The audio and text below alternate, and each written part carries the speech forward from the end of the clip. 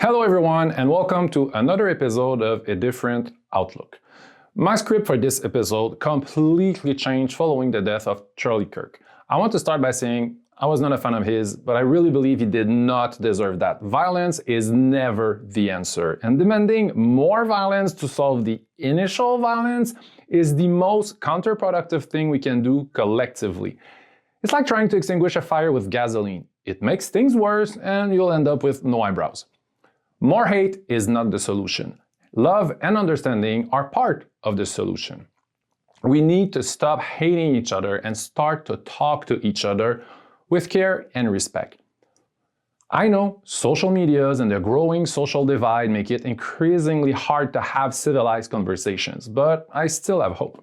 This video ain't a comedy video like I usually try to make. That's if you find my other videos funny or even watch them. This video is an attempt to reach out to the other side and extend an olive branch, so please share it with anyone you know who hates woke people. Full disclosure, I am what some people will call a radical, woke, liberal, Antifa leftist who deserves to die because, let me check my notes, I want the hate to stop and wish we collectively tackle the iniquities in this world. Now that this is said, I want to talk to the people on the right who wish to eliminate people like me because you hate us. Honestly, I don't want to hate on you or call you names, and I do hope you will give me a chance to talk to you. I'll do so by respecting your intelligence. I won't lie, I will provide references for what I say, and hopefully this video will spark a more civilized conversation and help build the bridge between our opposite positions. This video is in two parts. In the first part, I will share my misunderstanding of why you hate us so much. In the second part, I'll ask you, who are the people leading the anti-woke movement, and if they really have your best interest at heart. The sad part about this video is that it applies to pretty much anywhere on Earth. It's not a bashing of the USA, even if the recent events down there are what inspired my renewed script. As a Canadian, I always thought that Canada was a nice country filled with friendly and loving neighbors, only to realize there's also a lot of hate and divide here. So sorry Americans, you're not that special. People hate their neighbors here also, sadly. Let's dive in part one. My first question to you is, why? What have we done to you that makes you hate us, the woke people, so much? My leading theory is too many people don't even know what woke really means, and that's why it's being used a lot and as an insult. It's like Batman saying bat whatever, or the Smurf saying Smurf whatever. Yeah, woke is the new Smurf. Let's see what wokeness actually means so we can at least find common grounds in the meaning of words. The Cambridge Dictionary defines woke as being aware, especially of social problems such as racism and inequality. Can you be against that? I won't dive into racism in this video, but I definitely will in a future video. For now, let's just focus on the inequalities at large. Pro-woke or anti-woke, you can't tell me you're not aware of iniquities because unless you are uber rich, you are suffering from these iniquities every day in various ways. The word woke is also the past tense of the verb to wake, a verb that is defined by the Cambridge Dictionary as to cause someone to become awake and conscious after sleeping. So, to all the people who say they are not woke, does that mean that you're in a deep state of sleep? No. Don't get me wrong. I know some woke people are extremists and go too far, giving the whole movement a bad reputation. These are the ones who want every TV show and movie to be led by a vegan, non-binary trans person from a minority group who is neurodivergent, grew up as an orphan, is in a wheelchair because they lost their legs saving a 3-legged puppy from a burning building, and who only speaks in sign language. I tried to generate an image of that using AI, and even AI was like, that's a bit much. But I do not want to give attention to the few extremists who give the woke movement a bad name, because anything good, if pushed to the extreme, is bad. Eating too much pizza, too much TV binging, having too much sex. But as any movement, we should not discredit the whole thing just for a few extremists, right? Right? Would you like everyone on your side to be discredited because of the extremists of your movement, or to be automatically associated to said extremists? So, being woke means to believe in a world that can be more fair.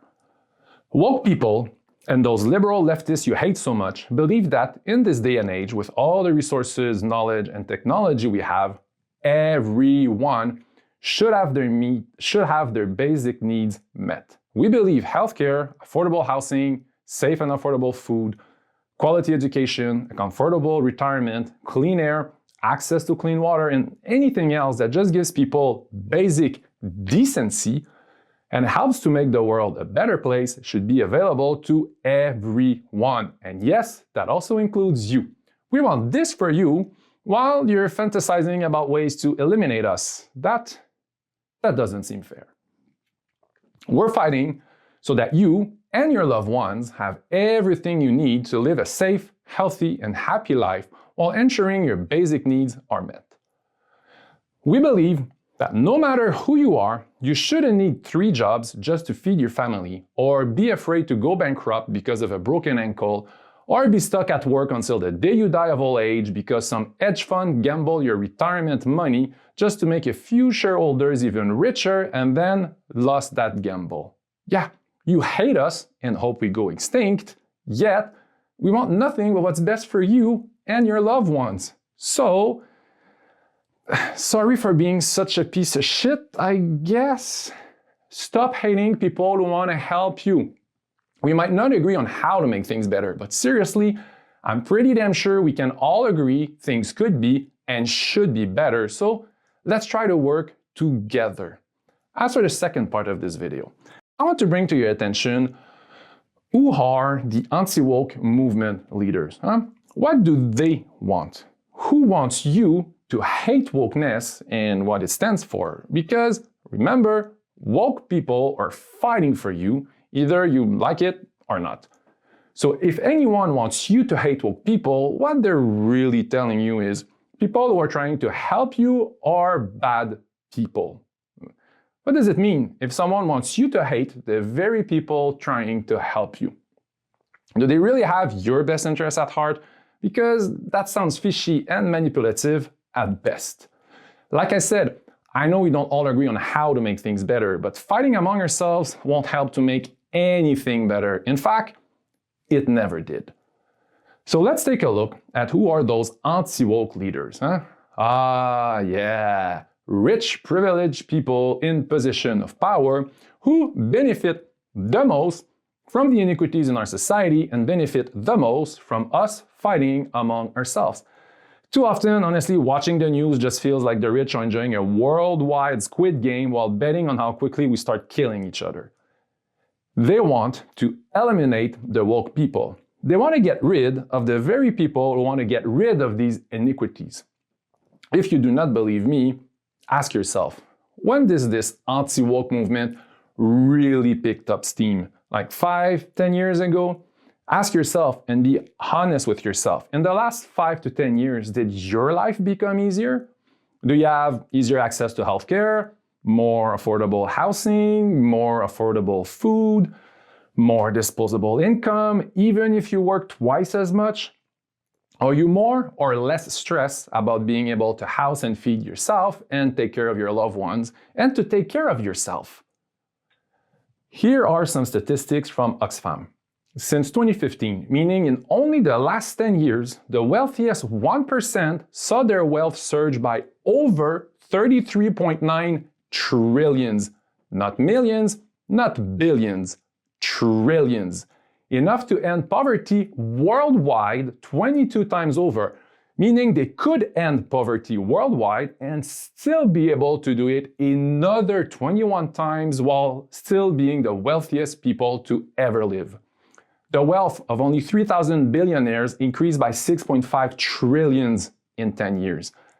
Don't you ever ask yourself why these privileged people want to get rid of woke people?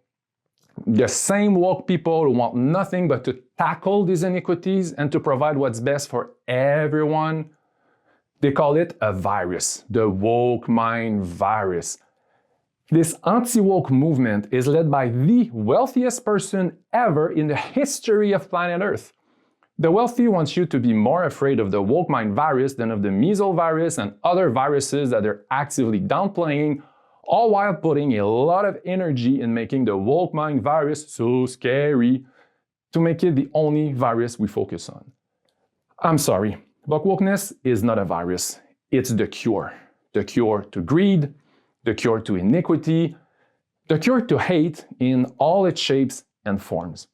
The cure to a sick society in which you're only useful if and when you generate profit for people who already have so much money they couldn't spend half of it in 1,000 lifetimes, while you and I struggle to pay our bills. Woke people believe that you are worthy as a person for just existing. A mind-blowing concept, I know. The anti-woke leaders believe people have worth only when they contribute to them having more money and more power. The wokes want people to be happy, considered, respected, and treated as human beings instead of being treated as a mean to an end. Quick reminder, that includes you, the woke haters. Considering all that, should we all embrace wokeness? Because those rich, privileged people are spending a lot of resources trying to make you hate the wokes. Why would they do that, you ask? I don't know, maybe because for them, from their point of view, wokeness is a virus that corrupts the mind of people. A virus that drives people into wanting a better world. An evil virus that wants to stop the greed of those same people who are destroying nature for the benefit of their wealth while making all of us collateral damage.